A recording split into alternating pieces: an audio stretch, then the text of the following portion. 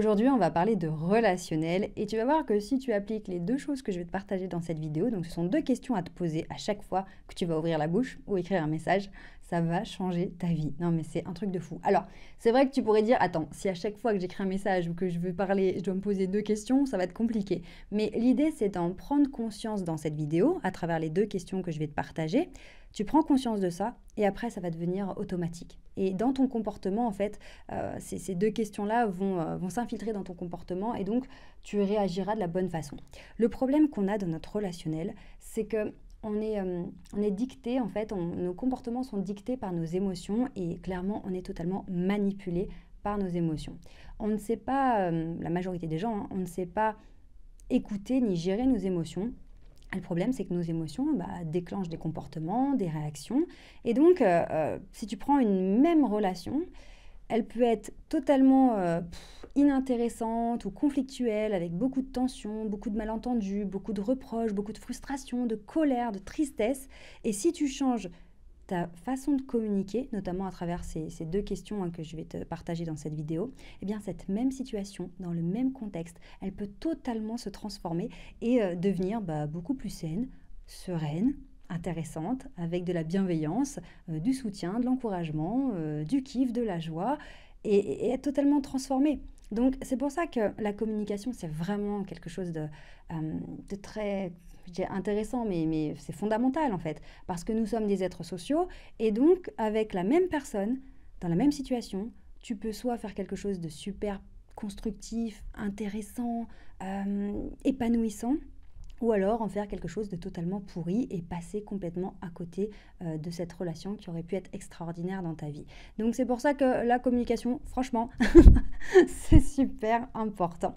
Alors ces deux choses, on va les garder en tête et elles vont se mettre naturellement dans notre communication. Et juste avant ça, je voulais t'inviter vraiment du fond du cœur à t'abonner à cette chaîne YouTube, puisque ici je te partage tous mes conseils, toutes mes techniques, tout ce que j'ai dû mettre en place moi à travers mon parcours où je sortais de mon isolement quand j'étais très malade.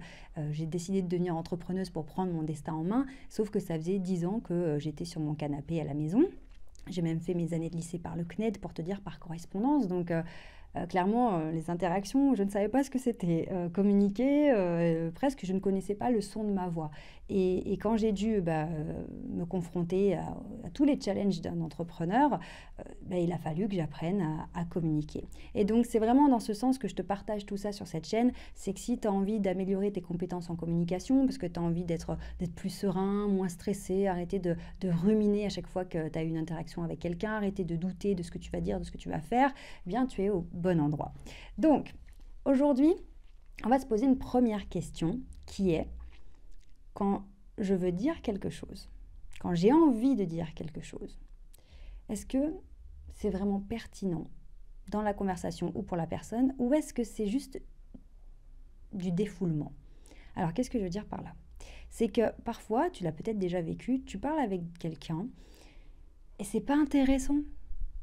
Mais tu t'ennuies, quoi. Enfin, je veux dire, c'est pas intéressant dans le sens où, ouais, il y a pas la petite flamme, il n'y a pas la magie, puis tu sais pas pourquoi, voilà, tu parles, mais tu as l'impression que tu perds ton temps.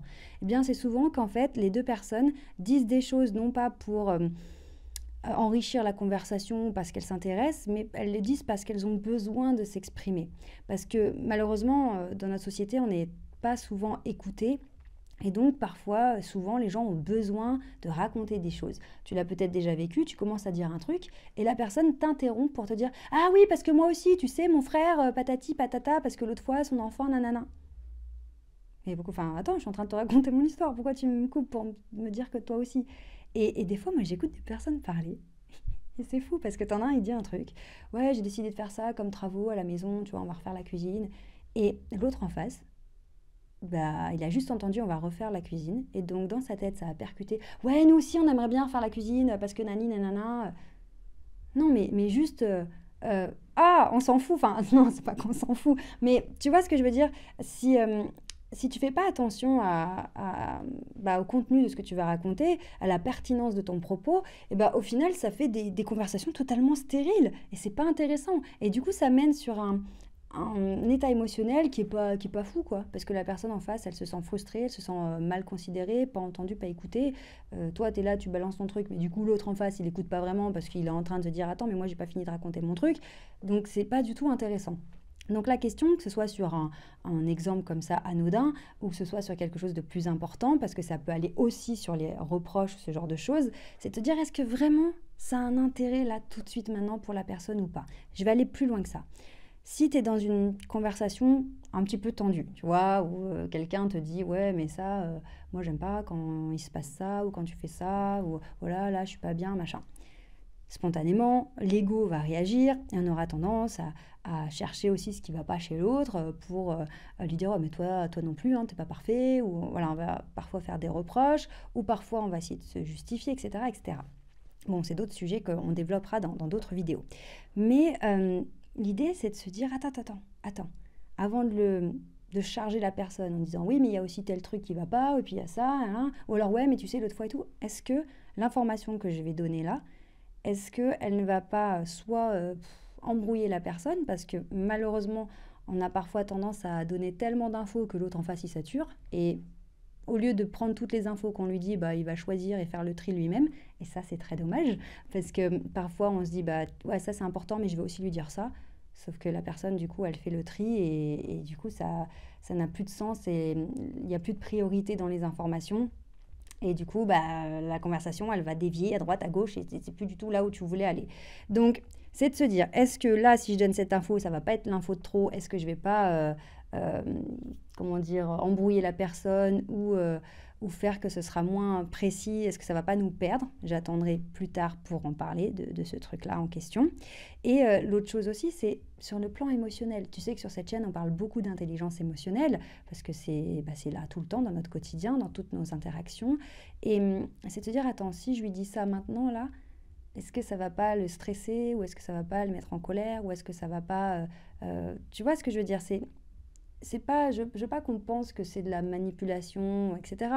C'est rechercher la précision dans l'échange.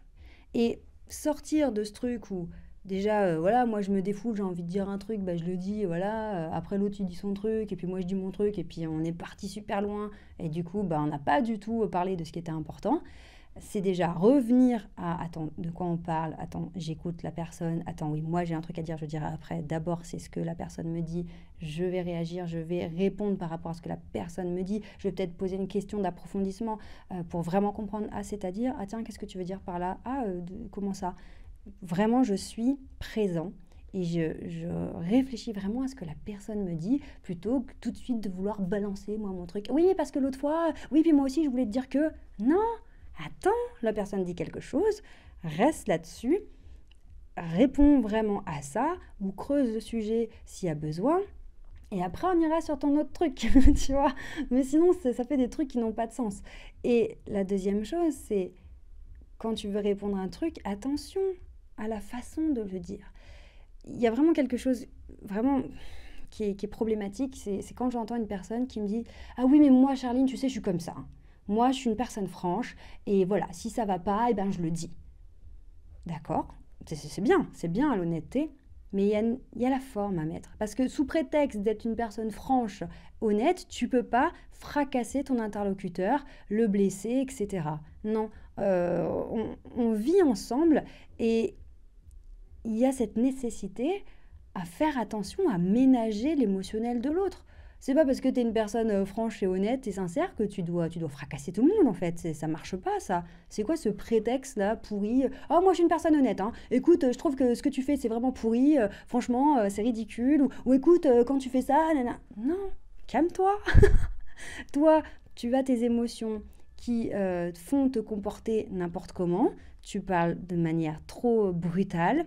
Tu es brusque, tu vas utiliser des mots qui font trop mal, qui sont trop forts, qui sont disproportionnés avec la situation. Pourquoi? Parce que tu ne sais pas gérer tes émotions, et soit le stress, soit la colère, etc. va faire que tu balances les choses comme ça, brutes de pomme. Non, franchement, je cautionne pas ça du tout. Non, il y a un travail à faire. Il y a vraiment se poser la question, bah, voilà ce que, spontanément, voilà, ça monte en moi. Voilà ce que j'ai envie de dire. Peut-être que mon partenaire me fait un reproche sur quelque chose. Et moi, du coup, spontanément, attends, il me fait un reproche là-dessus. Mais attends, mais je devrais dire quoi, moi, sur l'autre truc, là? C'est bien pire. Et pourtant, je dis rien. Et donc, plutôt que d'écouter ce qu'il me dit, d'aller au bout de ce sujet-là, le clôturer et passer à ce que moi, je vais lui dire après, je vais même pas écouter. Je vais peut-être le couper en plein milieu.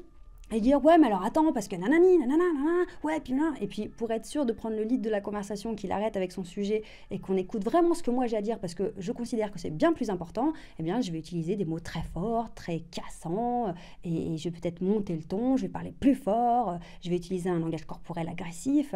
Et donc ça, c'est guidé par une émotion de colère ou de stress qu'on ne sait pas gérer. Donc, c'est vrai que la communication, je ne dis pas que c'est simple, mais c'est important de se poser les bonnes questions. Et donc là, sur cette première question, c'est est-ce que ce que j'ai à dire, c'est vraiment pertinent par rapport à ce que j'entends là? Est-ce que ça apporte quelque chose? Est-ce qu'on est vraiment sur le sujet? Ou est-ce que je suis en train de dévier la conversation? Ou est-ce que j'ai besoin de me défouler? Raconter que le fils de ma sœur et que machin et tout? Ou balancer moi un reproche qui me tient aussi à cœur? Moi aussi, j'ai des choses à dire. Non, c'est de se dire, ok, attends.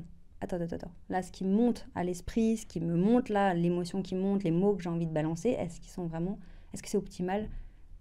Voilà. Et parfois, souvent, on se dit, attends, peut-être pas tout de suite, ou peut-être pas de cette façon, et ça permet d'avoir des conversations beaucoup plus constructives. Maintenant, la deuxième chose qui va vraiment aussi être très importante dans ton relationnel, quelque chose qui est quand même plus simple à appliquer que cette première technique. Et avant ça, je voulais absolument te rappeler que si tu veux intégrer l'Académie du Charisme, si tu veux que je t'accompagne au quotidien, tu peux prendre un rendez-vous téléphonique qui est totalement gratuit avec un membre de mon équipe. Comment ça se passe? C'est très simple. Tu cliques sur le lien sous cette vidéo. Tu choisis la date et l'heure et puis tu auras donc ce rendez-vous pour qu'on t'explique l'accompagnement que je propose au sein de l'Académie du Charisme, qui est donc un accompagnement en ligne. Donc j'ai des clients francophones dans le monde entier, c'est juste génial. Bon, il y a juste le décalage horaire de temps en temps, il faut juste le prendre en compte, mais c'est vraiment, vraiment enrichissant. Et donc comment ça se passe? Tu as d'abord accès aux vidéos de la méthode STER que j'ai créée, la méthode pour t'aider à développer ton charisme et ton leadership. Donc on travaille autant sur le mindset que la prise de parole en public, que la communication sur le langage corporel, comment être captivant, être crédible, etc.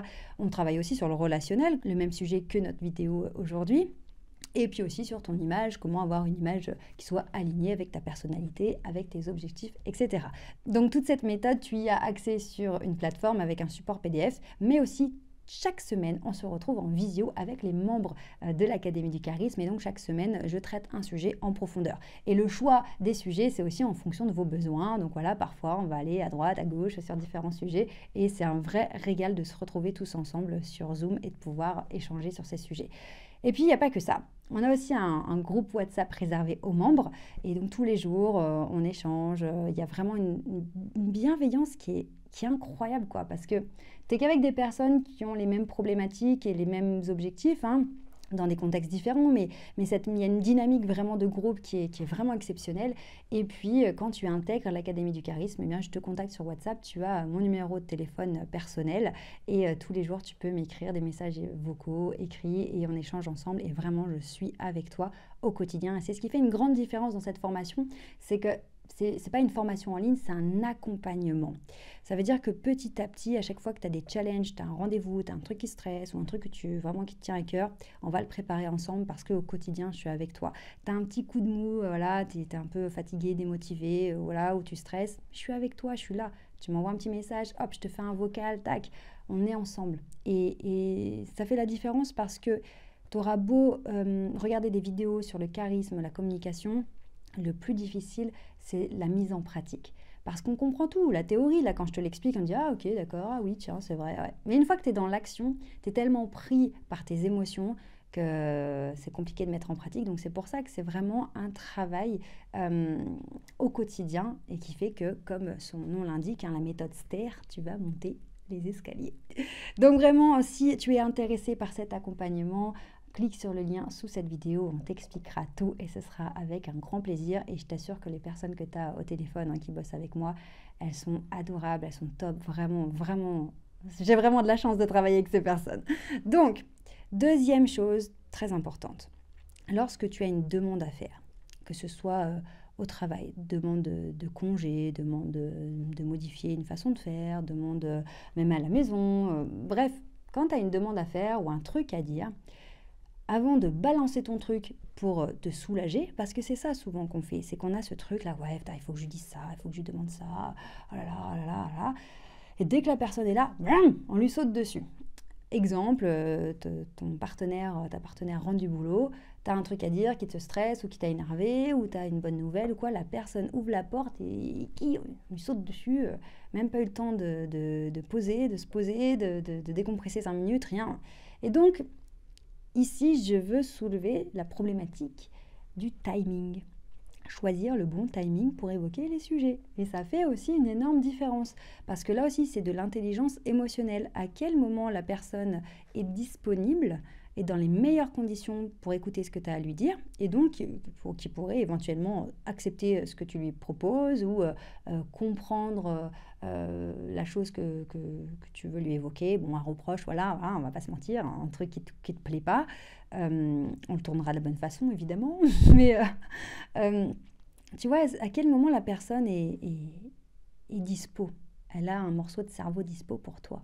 Parce que pour une même demande, une même chose à dire, si tu choisis le mauvais moment, tu peux te prendre un non, tu peux fermer la personne totalement, elle peut faire un rejet sur le sujet, et ça peut vraiment te fermer la porte et tu peux vraiment galérer, ou ça peut même être définitif. Si tu t'y prends au mauvais moment, de la mauvaise façon, la personne peut se sentir attaquée ou en surcharge émotionnelle, hein, c'est le truc surcharge mentale, voilà, trop d'émotions, il y a encore un truc à gérer, encore un stress à gérer, encore un truc à faire à gérer, c'est la goutte d'eau, ça déborde, encore un truc auquel il va falloir réfléchir, se poser des questions, trouver une solution, c'est trop, donc c'est vraiment intelligent de demander à quel moment la personne est dispo. Alors, c'est vrai que ça demande de la patience et le plus difficile, c'est d'arriver à gérer intérieurement cette chose qu'on veut extérioriser.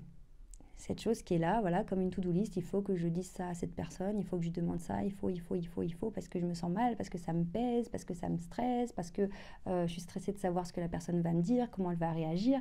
Et donc ça, c'est ce qui fera la différence. Quand tu arrives à gérer tes émotions, eh bien, tu as quelque chose à dire, à faire, à demander, et tu te connais, donc tu vas réussir à gérer ça à l'intérieur de toi, et tu seras en mesure de choisir le bon timing quand la personne est dispo, quand le contexte est le meilleur.